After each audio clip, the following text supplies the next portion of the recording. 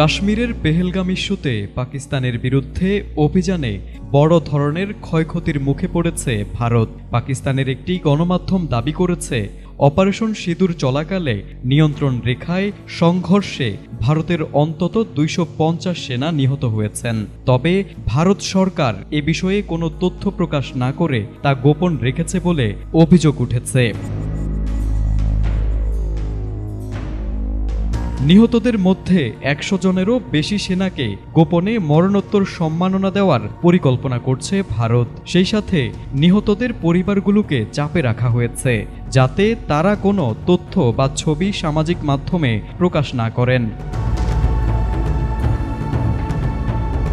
প্রতিবেদনে বলা হয়, রাফাল যুদ্ধবিমান ক্ষতি এবং ঘাঁটি ধ্বংসের বিষয়টি শুরুতে অস্বীকার করলেও পরে কিছু জেনারেল ও কূটনীতিক তা স্বীকার করতে বাধ্য হন।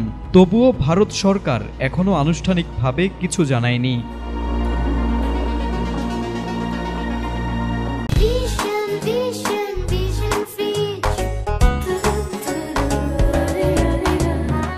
শুধু তাই নয়, পাঠানকোট ও উদমপুর বিমান ঘাঁটির ক্ষয়ক্ষতির তথ্য আন্তর্জাতিক ও ভারতীয় কিছু স্বাধীন মিডিয়া নিশ্চিত করলেও সরকার তা অস্বীকার করে চলেছে।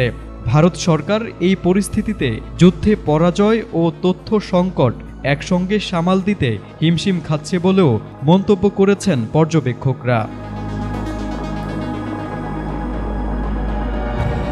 পাকিস্তানি গণমাধ্যমে প্রকাশিত এই খবর আন্তর্জাতিক অঙ্গনেও নজর কেড়েছে।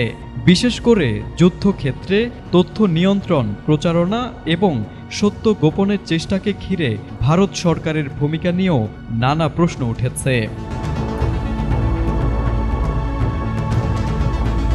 News desk, ATN Bangla.